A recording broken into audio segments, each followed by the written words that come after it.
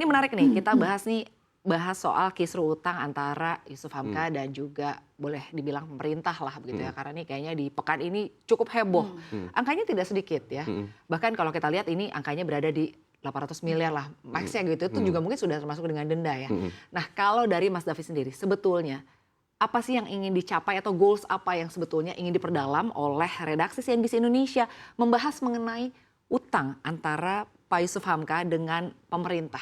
Hmm.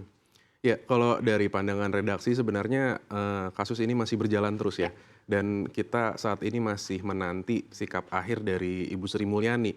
Apakah nanti CMNP dinyatakan berhak atas deposito dan giro di Bank Yama atau tidak? Dan rasanya Kemenkyu nanti juga perlu menjelaskan ke publik, alasan apapun di balik keputusannya nanti. Dan yang menarik juga, ini rasanya baru pertama terjadi ya, seorang deposan dari bank yang dilikuidasi pada era BLBI ini muncul kembali ke permukaan untuk menagih haknya. Ini, mungkin dari redaksi bisa diperdalam lagi nanti, siapa nih selain Yusuf Hamka, apakah ada lagi yang akan muncul setelahnya? Iya, tapi kalau dari kacamata redaksi sendiri ini sebetulnya kan memang baru pertama ya kalau Mhm, kita lihat ya. Bahkan ini peristiwanya sudah terjadi boleh dibilang udah puluhan tahun betul. lalu begitu ya. Tapi kenapa baru ramai sekarang? Mungkin baru ramai sekarang karena memang untuk proses menagih utang ini bukan persoalan yang mudah begitu ya. Mhm, Apalagi dalam hal ini kan berhadapannya dengan pemerintah. betul. Nah, apakah ini juga kalau dilihat dari redaksi sendiri ini adalah bentuk dari sikap kehati-hatian pemerintah? Nanti jangan sampai ada muncul nih Mhm, Yusuf Hamka lainnya yang mhm, berani menyampaikan bahwa sebetulnya saya juga diutangi nih sama mhm, pemerintah. Bagaimana Mas mhm. David melihat? Nah, betul ini memang, perjalanan CMNP menagih, haknya ini udah dari 2004 kita Ya, lihat, gugatan pertama dia masuk di PN Jaksel dan sampai akhirnya inkrah itu dan membuat perjanjian dengan Kementerian Keuangan itu di 2016. Artinya dan sampai sekarang ini belum selesai juga. Dan rasanya kalau pemerintah, gegabah langsung membayar ya, hutang tanpa verifikasi lebih lanjut, ini bisa menjadi presiden untuk kasus-kasus berikutnya kan.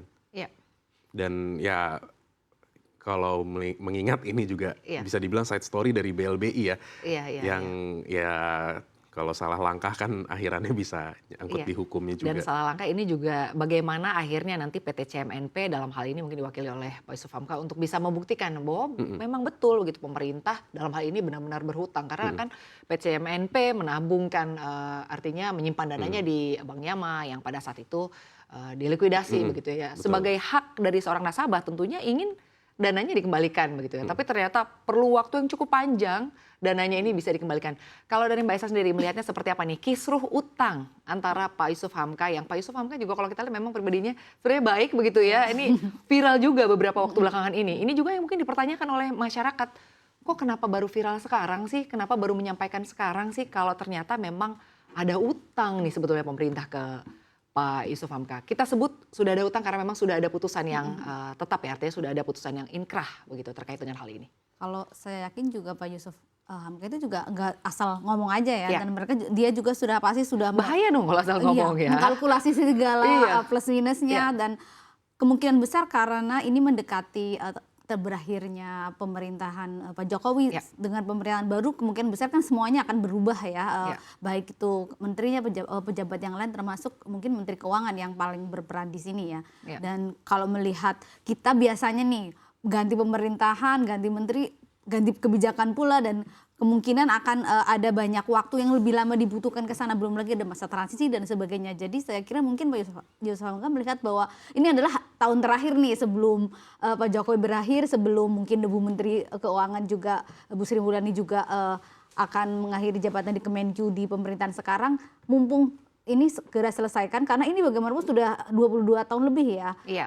dan pasti banyak sekali hal-hal yang, harus dibereskan karena mungkin ya saya rasa saatnya sekarang lah kalau mau pemerintah kemudian mau, membereskan segala banyak yang BLBI walaupun sebenarnya sudah ada Satgas juga ya, Iya, tapi kan kita tahu ya kalau persoalan BLBI dan aset tracing dan banyak hal data yang tidak Mungkin lengkap itu proses akan membuat pembuktiannya kayaknya Iya, nanti betul akan sekali menjadi ya. repot gitu Iya, ya. karena satu mungkin bahwa pemerintah akan kerepotan soal data ya, Iya. dan aset-asetnya, aset tracingnya tuh sangat bermasalah.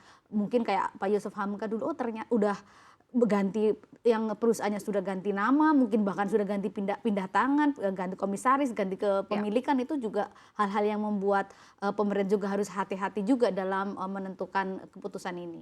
Baik, apalagi mungkin dulu belum era digital ya, ini Betul arsip-arsip gitu ya, kwitansi-kwitansi terkait dengan penyerahan atau mungkin bukti penyerahan dana begitu itu juga menjadi penting Iya, ya. belum Tapi lagi sertifikat hilang, kemudian mungkin oh ternyata ada sertifikatnya, lokasinya di mana kita tidak tahu gitu kan. Jadi ya, mungkin tapi kalau hal kita lihat nampaknya memang Pak Yusuf Hamka cukup berani untuk menyampaikan apa yang terjadi gitu ya pada perusahaannya ataupun pada dirinya begitu merasa dihutangi, sehingga ia terus begitu ya menuntut untuk haknya. Tapi kalau dari Mbak Esa sendiri kita lihat begitu, ini kan Kementerian Keuangan akhirnya mengamini begitu ya keputusan dari Mahkamah Agung bahwa memang benar ada hutang antara PT CMNP dengan pemerintah begitu yang memang harus dilunasi. Nah, menurut Mbak Esa sendiri, untuk skema pembayaran nih, jika akhirnya nanti ternyata begitu ya, pemerintah ini berniat untuk membayar hutang dari PT CMNP, Pak Yusuf Hamka dalam hal ini skema pembayaran hutangnya akan seperti apa? Atau mungkin nanti artinya membayar hutang gitu dengan menggunakan kan APBN. Ini posnya akan pos yang mana ya Mbak Esa ya? ini yang mungkin agak susah karena kasus ini kan baru Iya. pertama kali ya, Bro. Dan semoga ini juga kalau jangan sampai ada lagi, Iya. kalaupun ada lagi segera dibereskan, itu yang belum pernah Iya. terjadi dalam tahun-tahun sebelumnya, karena pembahasan di APBN itu kan biasanya akan ini untuk 2024 itu adalah untuk kemungkinan itu baru akan diajukan Agustus Iya. dan berakhir di Oktober. Nah, ini yang harus ketika dalam jangka waktu itu kemana nih sebenarnya dari biaya ini. Karena bagaimanapun pemerintah kan duitnya lewat APBN ya, mau tidak Betul. mau, dan APBN itu harus melalui persetujuan DPR. Nah, ini juga yang mungkin nanti pos mana sih? Apakah di pos pembiayaan kah, atau belanja, atau belanjanya itu belanja apa sih? Karena kan banyak sekali pos-pos yang ada di sana gitu. Baik, jadi artinya memang kalau dalam hal ini Pak Yusuf Hamka harus bersabar dulu ya Pak, karena ternyata ini skema membayar hutang gitu dari pemerintah ke Pak Yusuf Hamka ini tidak semudah yang kita bayangkan begitu ya. Mungkin tidak antar pribadi aja biasanya repot ya, ribet ya. Biasanya yang WhatsApp-nya lama berhutang ya. malah yang Lebih lebih galak. galak gitu kan.